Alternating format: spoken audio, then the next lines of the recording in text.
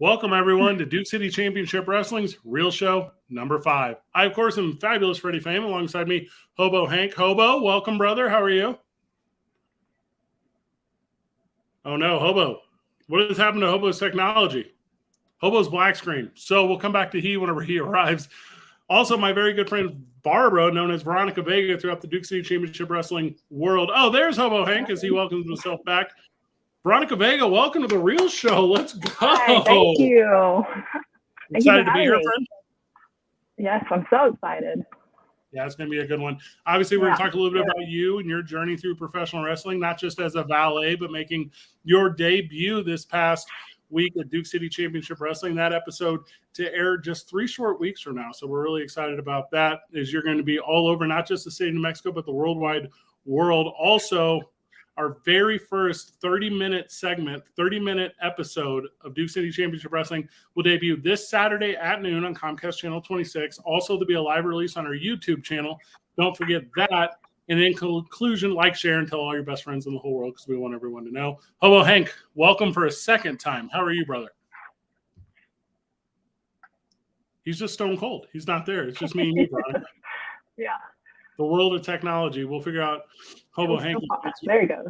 Back now. Hobo Hank joining us for a third time. Hobo Hank, how are you? Well, I'm good. I guess my internet's not, although it shows that it is. But other than that, I'm great, man. How are you guys? For a lot of years, people have been telling me I'm fine when I'm not. So I totally get that. Obviously, we're going to go a little shoot in this thing as we talk about the 2 events that you have been at, Veronica, and talk about your wrestling days in Texas. How did you get started, friend? Has it primarily been valet work? Have you been in the ring often? If you would, please just kind of tell your story to our audience, and hopefully they'll stop booing you so loudly. So loudly, yes. So I started probably back in 2011 is when I started. I started training back then.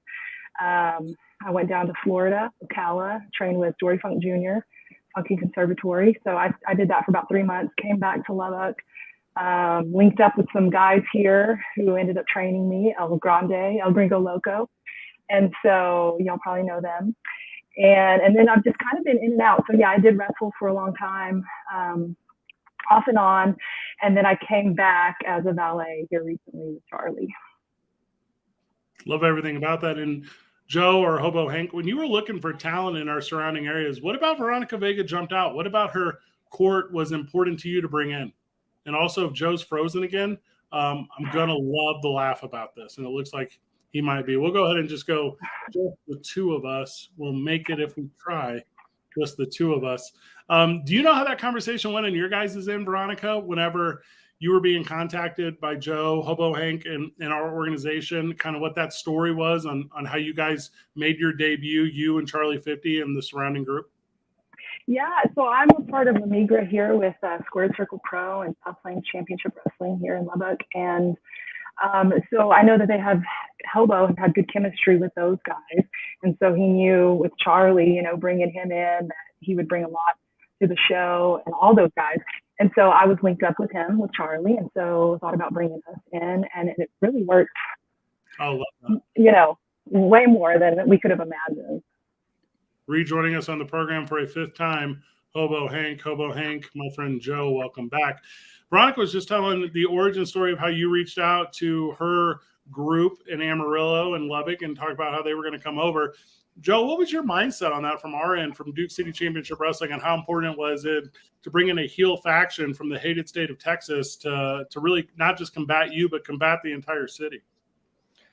When I was putting together the first show, going into it, I it's hard when you start from scratch, right? I could go literally start with anything. There's no storylines to work with, nothing. Other than the local wrestlers who are here and established, this group literally was my first thought. And I mean that sincerely. The very first night, I thought the perfect angle would be myself and Charlie 50 with Veronica. Yeah. Because I'd worked with them in Lubbock before. I'd worked with them a couple other places in Texas. And I knew that, number one, that the crowd, they would just read their characters so quickly. They would understand what they were about. I thought they would be like the perfect kind of foe for me to work with. And I knew that package together would just, get us off on the right foot, and could not be more happy with that decision. I'm excited to have both of them with us, as well as, Phoenix and Chris Watson and El Diablo Blanco, who all come from Lubbock as well. Love that. And Veronica, you made your debut in the ring against Eliza Hayes for Duke City Championship Wrestling this past Saturday night. Forever, you'll be the answer to a trivia question, which is, what was the first women's match in the history of Duke City Championship Wrestling? You versus Eliza Hayes. Victorious you were not, my friend. How was it to get into the ring? How was it was this your New Mexico debut? How was it for that experience? Yeah, it was. And I haven't really, I've done some tag stuff with Charlie here and there, but I haven't done a single match. It's been forever. I've just taken time away and haven't come back to commit fully to do a match. But the opportunity came up and it was really exciting. I was really, really nervous, really didn't know. I mean, athletically, I felt comfortable in there. But of course, everything else that comes with it was exciting. But yeah, it was really, really neat. And she was great. She was great to work with.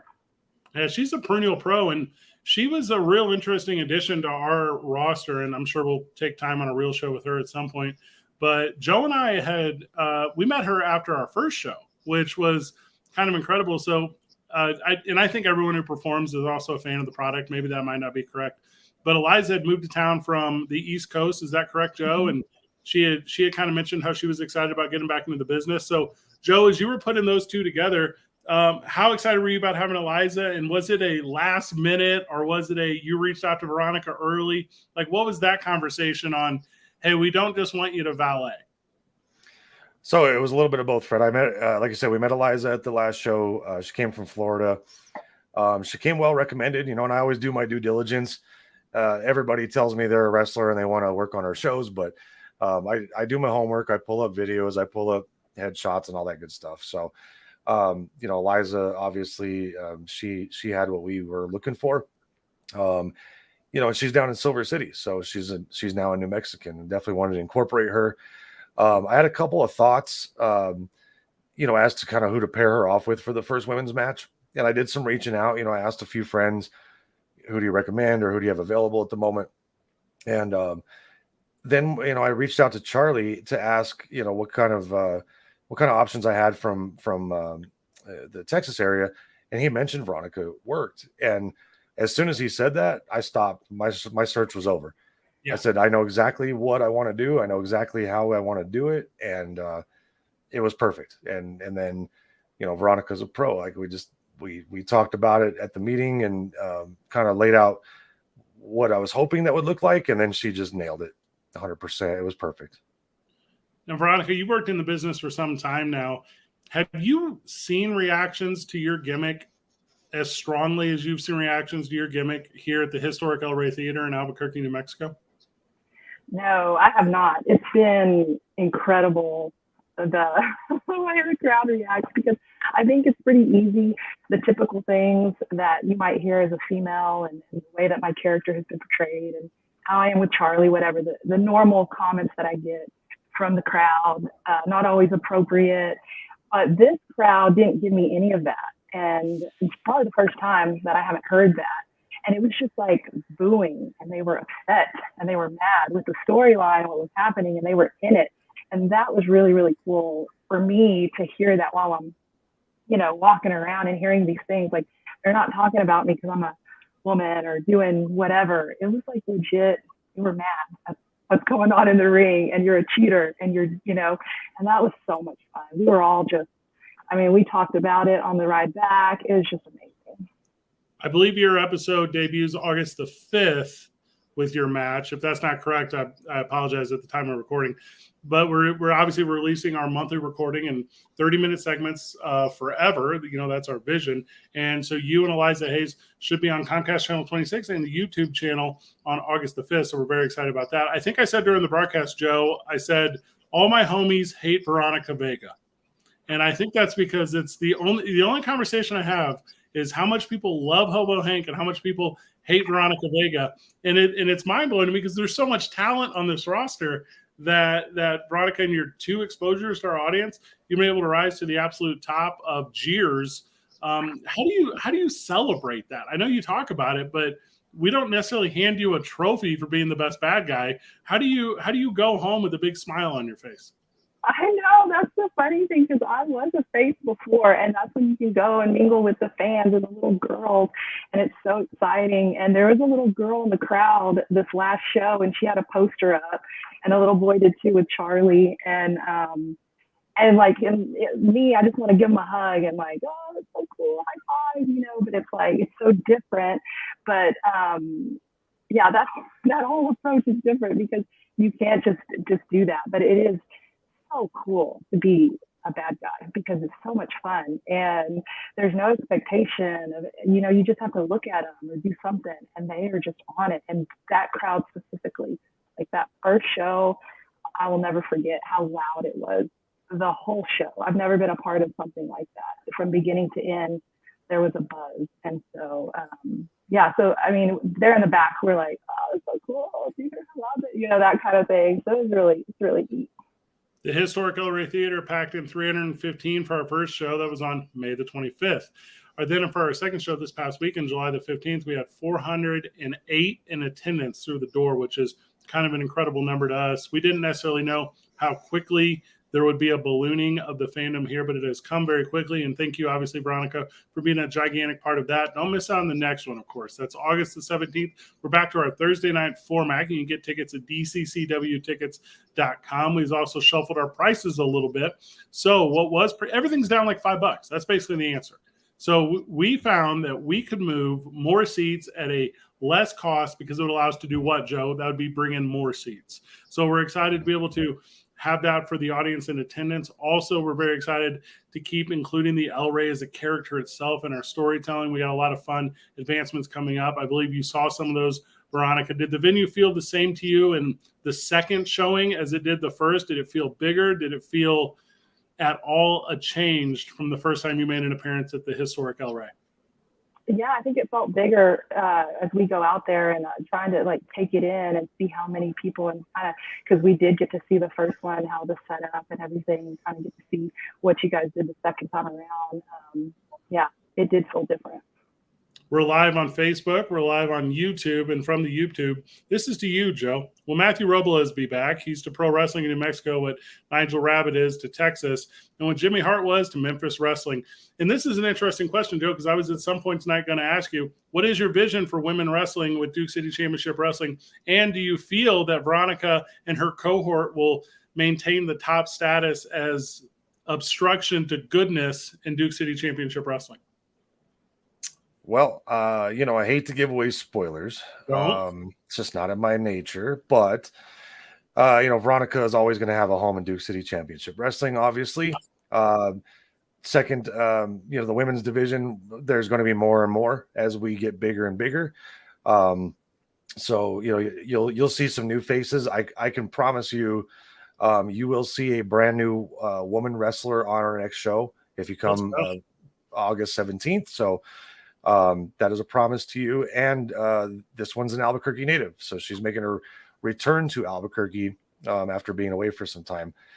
As for Matthew Robles, normally wrestling programs don't mention somebody unless something might be in the works. So again, I'm not going to spoil it. Buy a ticket. We've dropped the prices $5. Come out and see what we've got in store for you. But Matthew Robles can make his, return at any given time. The door is open to talent in Duke City Championship Wrestling, and that is a fact. We're talking with Veronica Vega, who has been just an absolute star early in the infancy of our promotion. You guys might have to help me with this one. I think it's open air. I think everyone knows I'm in the ownership group. Joe, you're in the ownership group. I think we talk about that pretty regularly. I've never owned a pro wrestling promotion. I've only ever been a talk show host.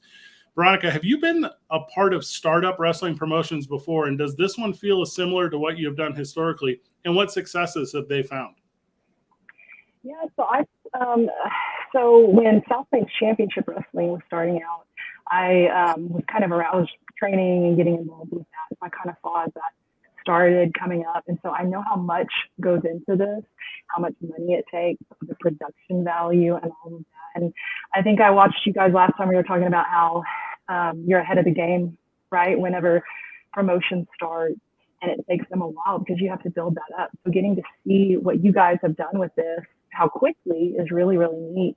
The professionalism, all the etiquette that goes along with this backstage, how everybody is so respectful.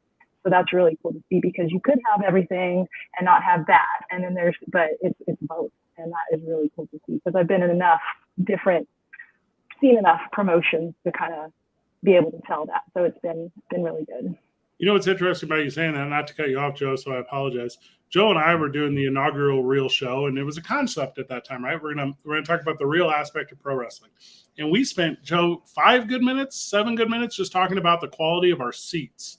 We talked about how our folding chairs have 3-inch cushions for our fans because it's important that they are comfortable. And I met with a prospective sponsor today, and we're talking about, inclusion, and we're talking about how to make, a product that's really inviting. And they brought that up. They brought up how substantially nicer our folding chairs are than other people's folding chairs. And I thought, well, it is paying off. It is important. So there's been little approaches like that. Joe, if you were to see an innovation for the next live show, what do you think is the thing we could plus one up? What do you think the next in-person innovation will be? Not necessarily the performances in the ring, but the ambiance surrounding in the historic El Rey. I think, well, first of all, the last show, I think what we did with the lighting was a huge improvement. Yeah. And I'm looking forward to seeing how that translates onto television. We've had some more discussions about some lighting, but we're really looking towards a video screen, having a way to be able to kind of utilize a video screen or some kind of technology, both to introduce our wrestlers and kind of help, showcase their character as they come out, but also just as a storytelling element. I think there's a lot you can do with something like that as far as promos go, and kind of, flashing to what happened last month, things like that. So working on that, and more to come. But boy, I was thinking as we got on this show, Fred, that you and I, how many conversations have we had in the last 5 days? 20, 100? 30? Yeah. So I have like notes all over my desk, these little scribbles of all these things that we have in the works. I'm not going to spill them to the world, but I mean, we have literally just in the last 4 days plussed up again merchandising, and again the talent pool, and again, just the booking decisions and all these other things. So we are literally working on this stuff every day of our lives.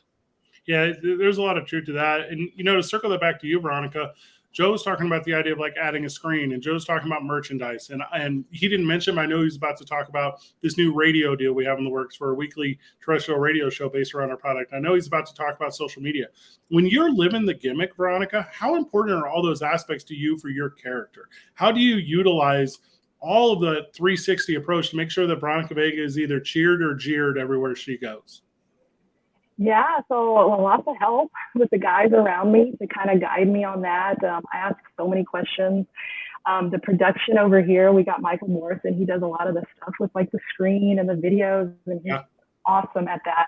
And that production, what you can see, that makes a big difference, whether he's doing little vignette story things that he posts for the promotion here, and to guide the fans into a direction. And so, yeah, I definitely lean on all of them for that help and support. Do you feel like outside of what you've learned in the ring as a performer, there is a learning curve to, and I'm just going to use some generic terms, iMovie? Is there a learning curve to making sure you understand TweetDeck or any of those social media tools that help you create your character? Is there a school for that for pro wrestlers, or is it all on the fly?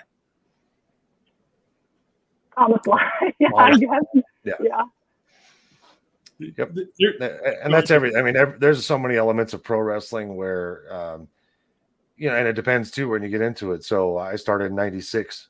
We didn't have not alone social media, but just the internet in itself was barely up and running. So, along the way you pick up tricks, but it sure would be nice if somebody would just sit down and help that professionalism aspect. And that's something that you and I talk about a lot too, Fred, right? We talk about how can we help everyone that's on our roster up their game when it comes to merchandise and merchandising themselves. And how do we, we're not just looking at building the brand, we're looking at building people and connecting them to the brand so we can be a one-stop shop for them and kind of a way for other people to connect with them. So, no name drops here, but I had a very long conversation today with an individual who has a very memorable WrestleMania moment. I had a very long conversation today with a guy who's excited about coming out and working with us and doing what? Plus wanting our brand, right?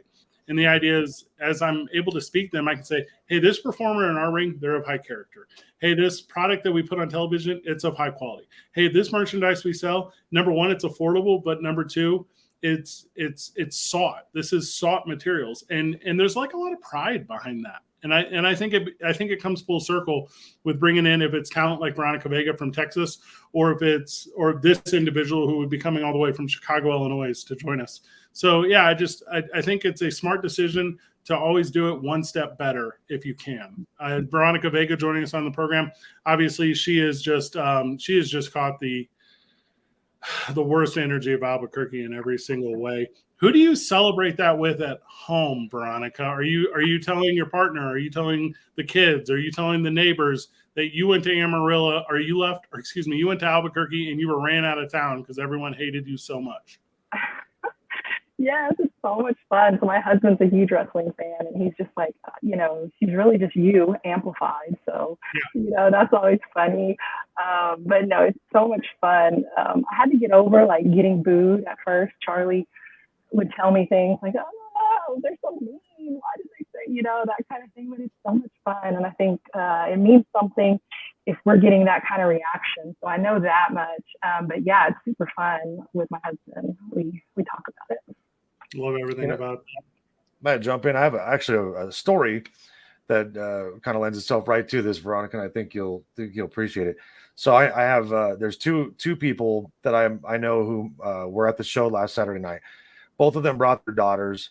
Both of them were between the ages of 8 and 11, and these were separate individuals, two different seats, don't know each other.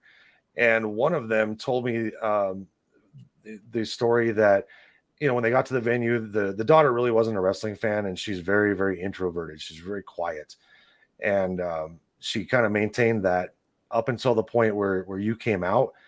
And I guess he saw his daughter transform into just the most loud-mouthed, boisterous opposition of you that he's ever seen. He couldn't believe it. She was standing on her chair, pointing at you, yelling at you. He said, I didn't even recognize her. It was incredible.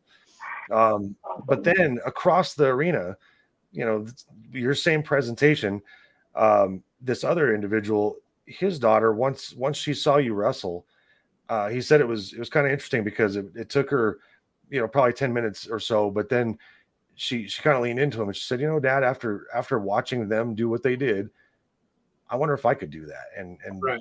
He'd never heard her say anything along those lines of like what she wanted to be when she grew up, or just having any kind of aspirations or ambitions to that degree. So he was really taken aback kind of by just, what you all did. So kudos to you. It's pretty cool, the stories you're creating. Yeah.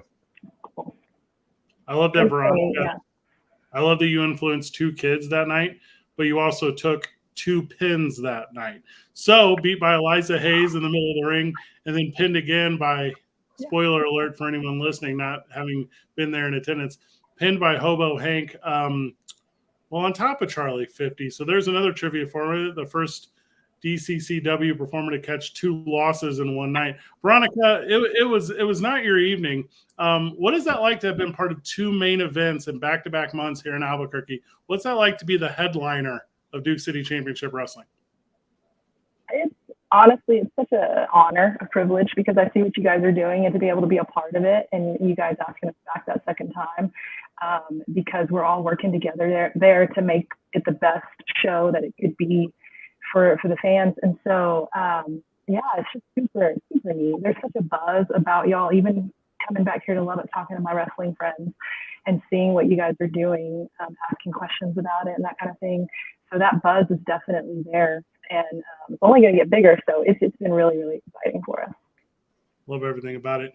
I promised everyone we'd be done in under 30 minutes, and it's not that I'm out of questions, but I respect your time. Anything I missed, guys? Anything we need to make sure we cover before the next live event at the historic El Rey Theater? That is, of course, on August the 17th. Doors at 6. Performance is at 7:30. That's when you can catch the first bell. We got a lot of fun innovations coming in for the next show. Don't forget, you can catch our weekly 30-minute episodic television show right here in New Mexico on Comcast Channel 26, and of course streaming worldwide on our YouTube outlet, YouTube at DCCW. That's DUB. You can subscribe right now, and you'll hit that little bell, and it'll make sure you get that video when it goes live. Anything I didn't cover, guys? I like it. I like everything about it. Well, I would just like to say to the fans. Looks like Hobo Hank's bringing up a little bit on us. I tell you, so a little inside baseball. Joe lives in Los Lunas, which is just south of the city, and apparently they hate internet. So I just learned that. That's a brand new thing to me, and we'll see if we can bring Joe back in here. Gosh, sorry. One more time. Welcoming you back, right. Joe. Sixth time. Thank you for the last time today. No, I just wanted to mention to the fans. So we debuted our brand new championship belt at our last event, which is it's beautiful. We will be starting the road to the championship on August 17th. So if you're following along with what we're doing here, don't miss that show, because you're going to be in the dark as we progress into the tournament to decide who will be our first ever Duke City Championship Wrestling Heavyweight Champion. Good question from the live chat. Also, thank you to the live chat and all those that joined us and contributed.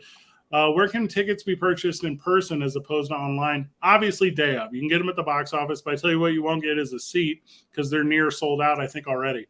With that said, we do intend to have general admission tickets available around town. Those conversations are ongoing. But follow us on social media at Duke City Championship Wrestling. We will announce when you can physically walk into an establishment here in town and purchase a hard copy ticket. Otherwise, your box office will be the best bet. Don't forget, the Road to the Championship starts this upcoming August 17th. That's live at the historic El Rey Theater. We have a tournament style, not one night though, because this deserves guys to be fresh every single time. And I believe we're concluding in October. Is that correct, Joe? Yes, October will be the night that we crown our very first champion. And we're excited about that. So don't miss a single moment of that action at the El Rey. Don't forget, Texas will keep coming to town. For some reason, we can't stop them. I know Veronica Vega will be back. Veronica, you have a lot of dates outside of Duke City Championship Wrestling. Is there anything that our friends and fans can know about before you go? Yeah, well, we've got something coming up this Saturday, Squared Circle Pro here in Lubbock. So we've got that. Okay. And then, yeah, that's the next thing coming up. Send us that information. We'll make sure to like, share, retweet, and thread. Do you rethread? Like, what do you stitch? Like, how does threads work? I'm gonna have to figure out the verbiage, but we're gonna put it everywhere is what we're gonna do. For Veronica Vega, for Hobo Hank, I of course am Freddy Fame. Good job, everyone. GG.